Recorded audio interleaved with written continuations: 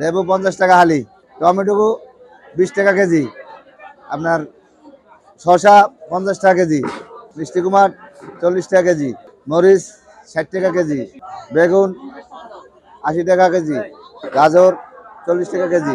রমজান উপলক্ষে বেগুনের দামটা কিছু বাড়ছে, আর অন্যান্য শসা, লেবু, পটল, গাজর, তারপর কাঁচা জাল, অন্যান্য মালামাল ওই আগের রেডি আছে। স্যার ওই যে রমজানের কারণে লেবুর দাম মনে হয় বেশি, 40 টাকা এক হালি কিনছি।